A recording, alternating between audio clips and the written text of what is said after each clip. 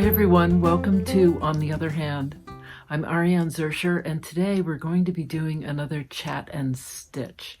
This is something that I did last week, and I thought, it would be fun to do this once a week or so. So I'm kind of grabbing a moment in the week when things are relatively quiet and turning on the camera and just doing a very casual stitching, chatting. What are all of you stitching on? So grab something to stitch with and let's do some stitching. I'm going to turn you around and I'm just going to tell you what I'm working on right now, what's going on, things like that. Don't forget to give me a thumbs up if you can. That would be great. It helps me with all the YouTube algorithms, and subscribe if you haven't already. I love hearing from you, so leave me a comment in the comments section. And if I don't put links in the upper right-hand corner of this video as I'm talking about things, it's because I can't link to whatever it is. So for instance, if I am working with Steph Francis Threads, I will put a link to their shop down below in the description section. Any videos that refer to stitches I'm working on or something else that I'm talking about that I've already done a video on, I'll put the links in the upper right corner of this video. I have to show you my workspace. I've got a really, really small workspace here, and it's in various stages always of being messy, messier, messiest, to I can't cope. Right now it's in the messy stage. So we've got 3 more stages before I'm going to actually start doing something about this. Over here I have all kinds of batting that is piled up. There's actually not a table, it's all piled up. And then you can see my bag here of Steph Francis threads that's kind of an overflow. I've got wool roving. I have my t-shirting stuff. I've got the threads I'm working on. I've got my scissors and glasses case that I just was playing around with. I have all my Dorset buttons here that I did a workshop on. I've done 3 in the last 10 days, I think. Maybe it's been 2 weeks. I don't even know. But I've been busy with that. And then I have organized my Steph Francis threads, and this is the thread gatherer. And then I have other things over here, lists of this is my lists over here. And I've got my design wall over there where I'm about to start a big improvisational stitching piece for my workshop on Saturday. And then over here I have all kinds of things. I have my wool threads where I whip stitch my wool down. I've got my House of Embroidery threads here with some leftover silken pearl from Thread Gatherer that I couldn't fit into the bins over. I've got all kinds of, these are linens that Pat Polly, my friend Pat, who's just an amazing artist and does workshops on printing, sent me amazing linens. I've got my beads here with some fishing wire, filament that I use to attach beads. I've got larger beads. And then here I've got my little iron case. This is a Sue Spargo kit, actually, that she sells on her site that's just adorable. And it fits my little iron, which I have somewhere else. I've got my little organizing zip bag here. I've got my Rock Gardens sack here filled with cheesecloth and dyed cheesecloth. Over here I have all my painter's thread and my Petite Berry Velvet. More painter's soft cotton. This is 3-weight thread. I have a little, this is one of my improvisational pieces that it's kind of a demo piece at this point. And then I have my big piece, my abstraction piece, which I've been working on and will continue to work on. I've got some circle templates. I've got my my drawstring bag, This is my making waves a drawstring bag. I've got other little bits and pieces of things that I'm working on. This is a little rock that one of my followers made and sent me that I just love, and I keep it nearby. So currently, I'm kind of in that in-between mode. I'm going to set you up here. I'm kind of in the middle of, I'm in that place where I'm in the middle of a bunch of different things. So I had just finished my my scissors case and my glasses case with my little button here, my little Dorset button with my little loop, elastic loop, and I've got the interior as a microfiber, which is what you clean glasses with, and I thought, well, that's a good thing to purchase some just yardage of so that I can always line anything that I'm worried about scratching. So this is perfect for glasses. But what I also found was that it's a perfect size for my Lindstrom pliers. It's also a good size for my really big rotary cutter. So really anything that I want to travel with, this is what I'm going to be using. And when I was traveling, I never had a soft case for things that had sharp things. So this has a couple pairs of scissors in it, and I always wanted that. So that's what that all was. And then for my Dorset button workshop, I was demonstrating how to do, tree-like things using dyed, an old t-shirt that you hand dye, making a kind of cherry blossom Dorset, adhering a mirror to the inside of a wrapped Dorset ring. And then this was the beginning of another sort of little blossoming tree. But I need to start working on something else now. I feel like I've kind of, I've done a lot of Dorset buttons in the last 2 weeks, and I'm sort of feeling like I want to move on. I want to not move on, but work on something else for a little bit. So I was thinking this piece, which I have called Abstraction. I'm going to back up so you can see it. So this piece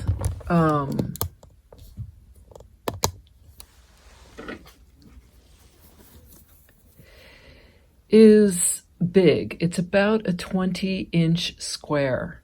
It's on a really lightweight linen. You can see how lightweight the background is. You can actually see through it to the back. I have not put a stabilizer on this.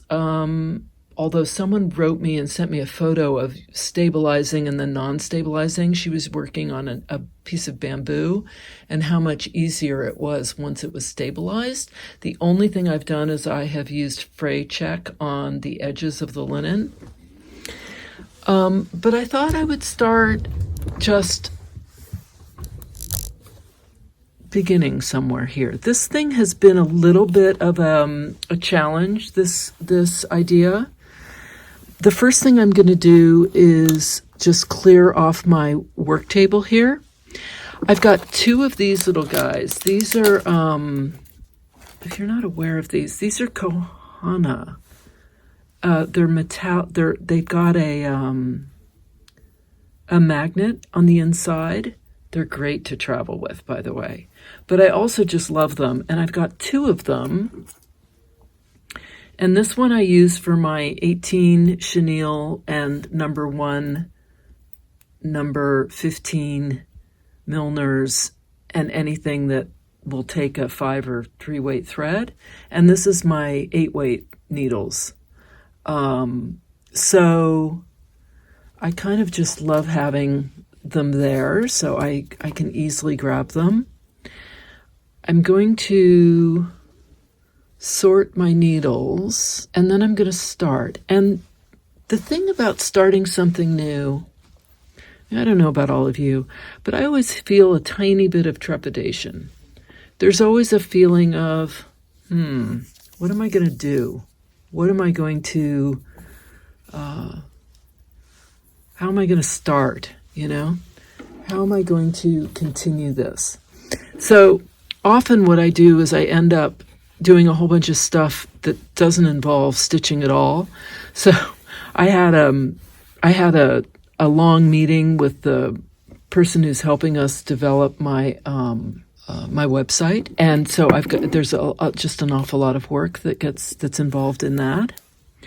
And then I decided that I needed to write up instructions for my Dorset button scissor and glasses case, which is actually a pretty long project. You would think that it wouldn't take very much time. It actually takes many, many hours, like 20 hours to write and photograph and get it all to the point where I can get that out into the world. Okay, but so I can distract myself with a dozen other things that don't involve actually stitching.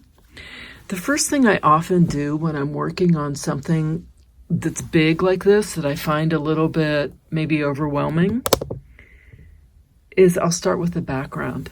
And I'll just pull some threads that go with the background. So this is an 8-weight 91C of House of Embroidery. Here's House of Embroidery, the same thread, dye lot 91C, or the same color way. It looks quite a bit lighter actually to me, but in a 5-weight. This also could work with this background. It's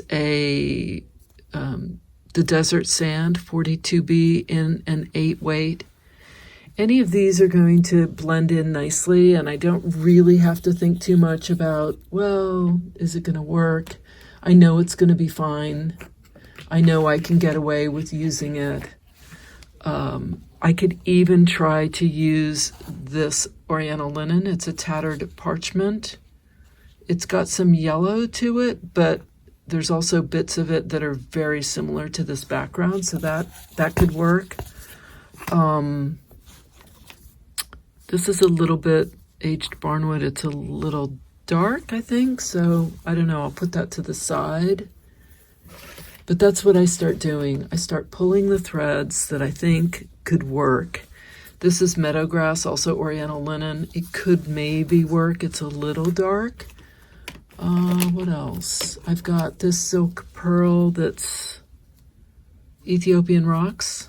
That could definitely be something I could use. And I don't really have any Steph Francis. Steph Francis tends to be quite a bit brighter, so probably not Steph Francis, but I could use the gray stone for my white background.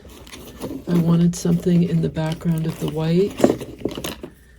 This is called Latte. It's a little bit dark, so I don't think it's going to work. And this is Walnut Woods, also a little too dark. So what I do is I just pull stuff, right? Here I've got my shepherd's silk and my Aurora. I could certainly use old lace. I love the old lace Aurora. And I could probably get away with, maybe not. So I think that's probably it for the Aurora and shepherd silk. And then I have some silken pearl. I can always grab some silken pearl, like this one, which is, I can't remember what it is. It's got some green to it. It might work. I don't know. Sometimes I just have to start stitching with it and then see what happens. I've pulled most of what I think would work here, although the old lace, Oriental linen old lace will work. And this is aged barnwood. It might be okay, and ash would be okay. So I'll use those. So anyway, this is enough to just kind of start somewhere. And I think what I'm going to do, if I'm really nervous, I'll go with an 8 weight because it's going to be so fine for such a big piece. It's not going to show at all. I can kind of play around with different stitches. I can see what I think works and what doesn't work. I'll start with a Milner's. Often I find, a Milner's is just a good one to start with because when I don't know what I'm doing, if I'm not doing a wrap stitch, it's not going to hurt to use a Milner's. But if I am doing a wrap stitch, well, then I definitely need a Milner's.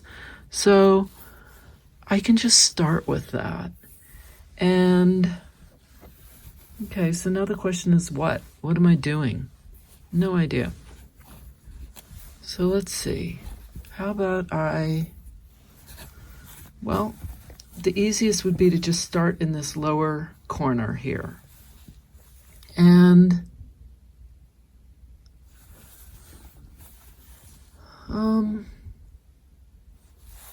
it doesn't really matter what I do.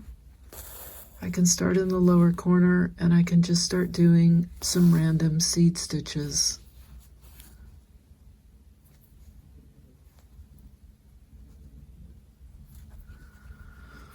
So while I do my random this is sort of a mindless, I don't have to think about it. I don't have to count how many wraps I'm doing. It's just a seed stitch. I probably should have had a 24 chenille on here. I don't, that's fine. I'm going to do a little cluster here and then I'll probably do, I don't know, something else. But, so as I was doing my workshop for the Dorset buttons yesterday was Wednesday. I'm filming this on Thursday. I had a moment, and I can't remember, someone said something, and I remember thinking, isn't it amazing that all of us have become knowledgeable about Zoom? Like if someone says to you, it's on Zoom, we're not saying, what's that? We actually know what that means. We know that the workshop is being held on Zoom. I mean, that right there is kind of incredible. And then the other thing that I thought was really sort of wild was not only do we know the terminology, but most of us now know how to mute and how to unmute and how to start a video screen so that, people know how to use backgrounds on Zoom so that it looks like they're in a desert or by a swimming pool or in the Caribbean or in some amazing library at Trinity College in Dublin or, amazing. We've got a Zoom wedding that we're going to this weekend. An hour before that, we've got a Zoom family meeting with my mother and sister who are in Colorado, a brother who's in California, a brother who's near Chicago, and another brother who's in Rhode Island, and then me in New York City. So we're going to do that. And I'm going to be doing my improvisational stitching workshop on Saturday. It'll be the first one of 5, where we're going to be starting with just a blank piece of linen or some kind of fabric and then just begin. And I just feel like, in 1 year, the world has changed so dramatically. At least it has for me. So much of this technology and just kind of incredible. The other thing, was that just by pure chance, I started my YouTube channel just over a year ago. I didn't have a clue about YouTube. I mean, I rarely watched YouTube. I spent 0 time on YouTube, and now I post YouTube videos and I know how to create a thumbnail and a banner and graphics and how to link videos within the YouTube video. And I just find it kind of astonishing. It's amazing that at 60 years old, I've crammed more into the last year just of learning new stuff, new technology, than I think I ever have in a single year in my life. I mean, it just is incredible to me. So there's that. And we're getting into spring. I'm getting my second vaccination tomorrow, so I'll be fully vaccinated. And I hope I don't have horrible side effects. People have said some people have had some pretty awful side effects. Others have, like my husband had 0. My daughter had 0. My son had 0. So, I didn't have any the first time. We'll see what happens the second. Keep my fingers crossed. But boy, it sure beats the threat of getting this thing. I have a friend who got sick early on, New York City, before we even knew that New York City was going to be the epicenter of the of COVID. He got so sick, really close to death, and he's still not 100% over a year later. It's really frightening. So I definitely want to avoid that if at all possible. Plus, honestly, I'm just so tired of wearing a mask. And I mean, it's not like it's that big of a deal, but yeah, I'd like to have a dinner party, have some of our friends and family over, be able to see people we love. I haven't seen my mom in, gosh, it's been a year and a half now. My mom's 92. It's a long time not to see your mom, who's that old. But she's hanging in there, so we'll see what happens there. And I went out with my girlfriend yesterday, who is the chief baking officer at Magnolia Bakery. She and I have been friends since, the 80s. That's how long we've been friends. She's one of my BFFs. And it was just so good to see her. The last time I'd seen her was on my birthday when she came over and we had a very little, tiny little party for my 60th birthday on our roof, and she fixed everything. She's so sweet. And so it was great to see her and to catch up. But yeah, life continues, life just continues. So there's my little seed, and now I'm going to,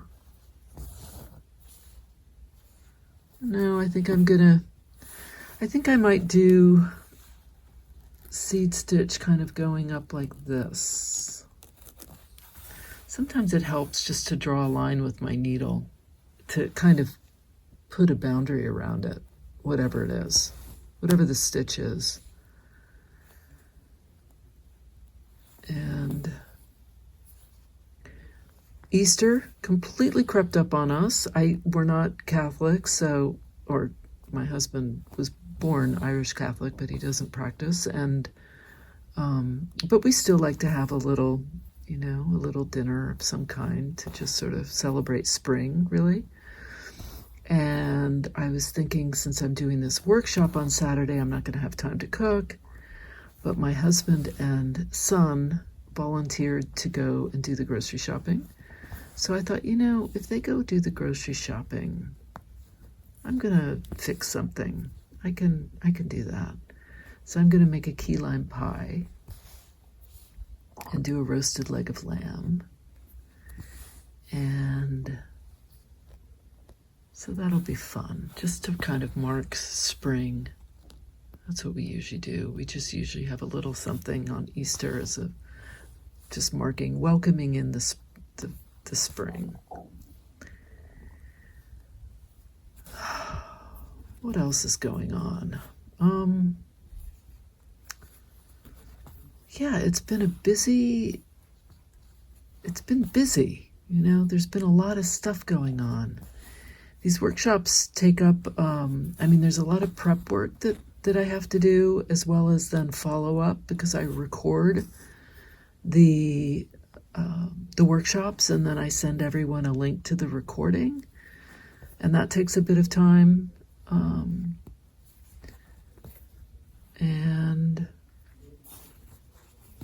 But these Dorset buttons have been really fun, and people have been really excited, and they're posting their work online, and it's really fun to see everybody doing their little trees and the little things that they're doing. So that's been fun.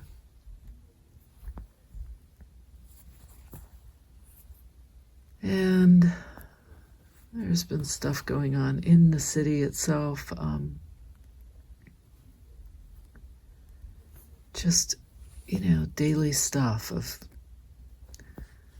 I haven't had my teeth cleaned in over a year. I need to go and get that booked. So I'm going to call and book that. And we've had some plumbing issues and some internet issues to kind of sort through and work out. And then the big news has been my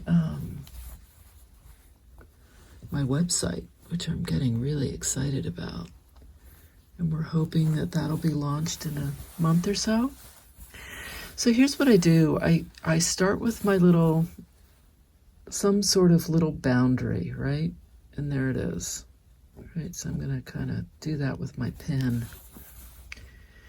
And I'm going to work right up to that boundary with my seed stitch, and I'll keep going up here. And then once that's done, I'm going to sort of sit back and say, okay, now what? And I think what I might want to do is I might want to mimic this shape here. Kind of echo it. And, as I'm talking to you, what I'm realizing, it's a little hot back here, so I'm going to take this off, is that I think of this, for those of you who are free motion quilters, it's a little bit the same kind of idea as free motion quilting, in that, I might do like a pebble stitch here, and then I might do some other kind of stitch here, and then in here I'm going to do some other motif or pattern. And that's kind of the way I think of this as well. This is like the background, and I'm going to use the same color thread for the background as the background fabric, but I'm going to have a kind of pattern that I make with one stitch. Sometimes I don't. Sometimes I mix it up and I add other stitches in there. But for right now, this is what I'm going to do.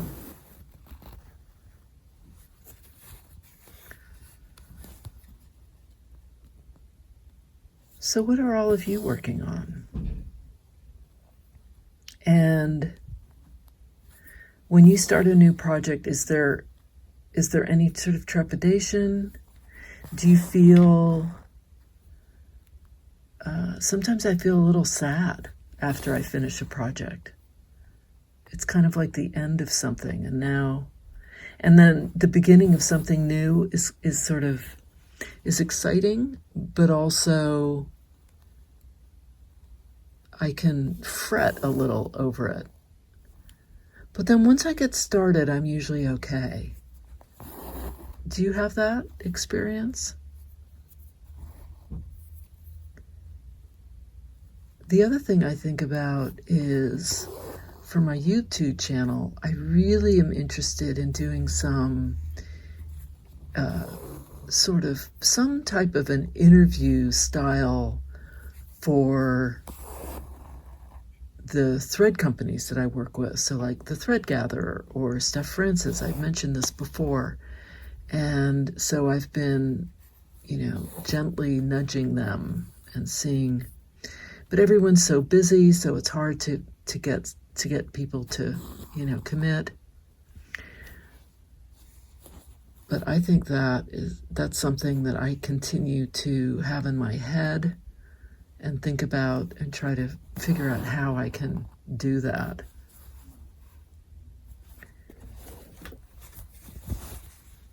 Just going to finish this little bit here. See what we have, what it looks like. And there's some stitches that are so meditative, and the seed stitch is one of them. It's kind of random scattering of seeds and not really thinking too much about what I'm doing other than I don't want everything to be in the same direction. I want to make sure that I go in lots of different directions. I want to make sure that my thread lengths are different. I want to make sure that I cover a whole area. And then I can change how dense or not dense or sparse an area is. I kind of committed to making this bit pretty dense, so that's fine.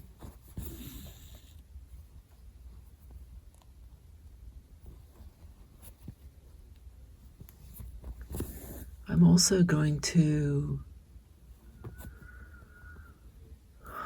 I'm planning and mapping out all the different workshops that I'm going to be offering, and also trying not to get too overextended, because that can also be one of the things that happens. And let's see, so I've got my little line here. You can just see it, right? Coming up. So I'll keep going here. Here in New York City, I'm so fortunate to have any kind of space at all that I can call kind of my own, but space is at a premium, so it's a pretty small little space. And sometimes I'll see people post their beautiful work studios, and they've got like a whole attic, or they've taken over the entire basement, or they've got, a whole separate studio, and it's, and they've got a free motion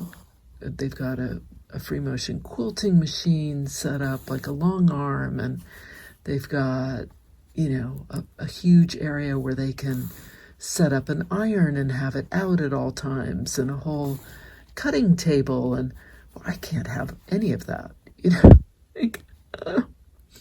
I have a little work area here, and I'm not complaining. I feel very fortunate, but I do not have the space to have an iron out, all the time, and an ironing board or a cutting table. Usually I'm on my hands and knees and cutting on the floor because I just can't cope with cleaning off an area, or I'll take it to the dining room table and take that over. But I always love seeing other people's, and I do fantasize about what it must be like. If I didn't love New York City as much as I do, I would be very tempted to have a place that was big enough that I could have a big room that was unattached, to anything, that where it was a separate space. I mean, this space that I'm in, this leads to our bedroom. So it also doubles twice a month for our bookkeeper. So it is not, it's not my own entirely, but it works. We make it work, and I'm grateful for that. But I do secretly fantasize about having a space big enough where I would have a cutting table that was always out, and an ironing board and an iron that was always out, and a long arm that was, up, and I could just seamlessly move to all these different areas and work. But that's okay. Show me a New Yorker that doesn't have a real estate fantasy.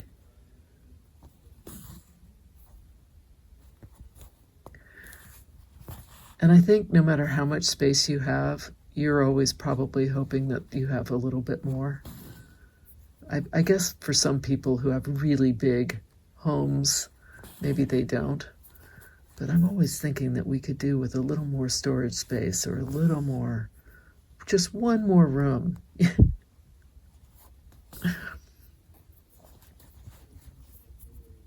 And by New York standards, we have a pretty big space, so. But it's all comparative, right?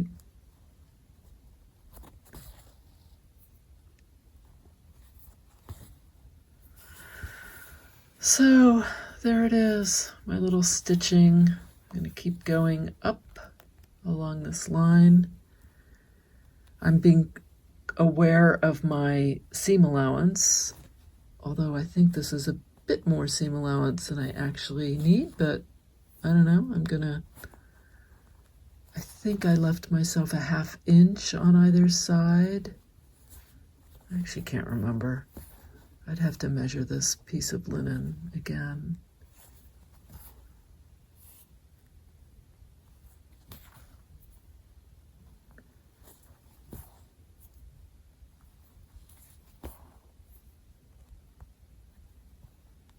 And I'm just going to do a couple more stitches here. It's amazing how much thread gets used up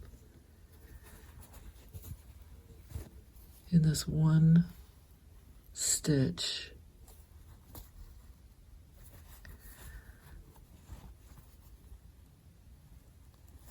The other thing, whenever I go for a walk and I see, pebbles, I'll think of, oh, that looks like a seed stitch, or, oh, that tree, those leaves look like a woven picot, or, oh, the ground we're walking on, that could be like dozens of French knots. Or I'm always thinking about how things look and what stitch is applicable to what I'm looking at. So I kind of like that, and I think I need to put in a little more just in here, just to sort of fill. But this is pretty good. It gives it a little, giving it a boundary like this, kind of, I don't know, it makes me happy. Sometimes when I'm doing my improvisational stitching and I'm filming it, then I will, if I run out of thread, that's indication that I have to do a new stitch. But I'm not worrying about any of that. I'm just kind of stitching and talking to all of you.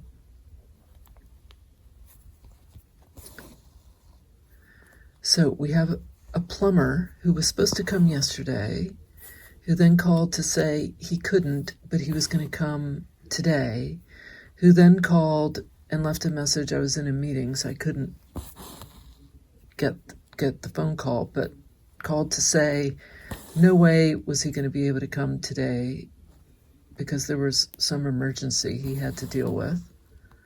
So he's coming tomorrow, and that's fine. He's a really nice guy. I like him. This guy served in the army. He served in Afghanistan, and he went on his days off and laid plumbing for a whole town so that they could have plumbing in this town in Afghanistan. And this guy's he's brilliant. I mean, he's really, really talented.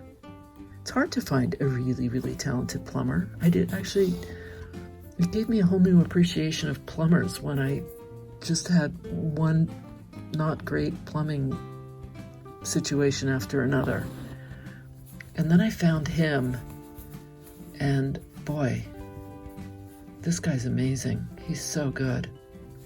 Okay, so there it is. There's my little shape, and I'm happy with it. I'm going to leave it, and now I'm going to figure out what else I'm going to do.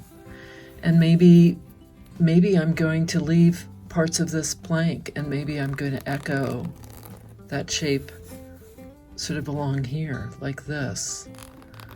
Or maybe, I don't know. And maybe I don't echo this. Maybe I go right up to it.